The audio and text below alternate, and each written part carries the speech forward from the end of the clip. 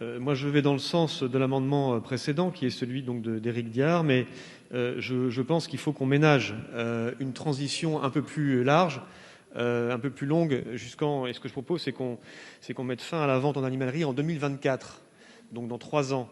Je voudrais rappeler d'autres points que vous n'avez pas évoqués, mais qui me semblent importants pour venir alimenter le débat. Vous avez effectivement évoqué la Grande-Bretagne, loi récente, votée à l'unanimité du Parlement anglais en avril 2020, la Lucy's Law. La Californie, Madrid également, qui travaille dans ce sens.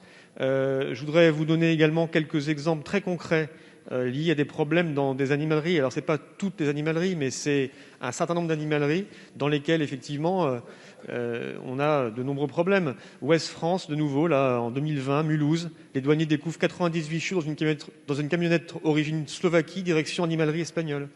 France 3 PACA à Gap, 43 chatons et chiots saisis dans des cartons près de Gap en provenance d'Ukraine pour alimenter des animaleries, etc., etc., etc. On a un problème de conditions de vie et de transport qui sont indignes. On a un problème de transport.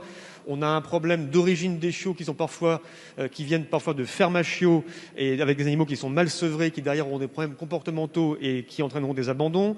On a des problèmes de non-respect de la réglementation. On a des problèmes également souvent, de ma part, de mes confrères vétérinaires qui m'indiquent qu'en général, très souvent, les chiens et les chats qui viennent d'animalerie ont souvent des problèmes de gale, de teigne, de parasites intestinaux qui sont liés aux concentrations des animaux derrière des vitrines, ce qui est aussi, me semble-t-il, quelque chose d'assez choquant. Voilà les raisons pour lesquelles je défends cet amendement avec une fermeture des animaleries en 2024.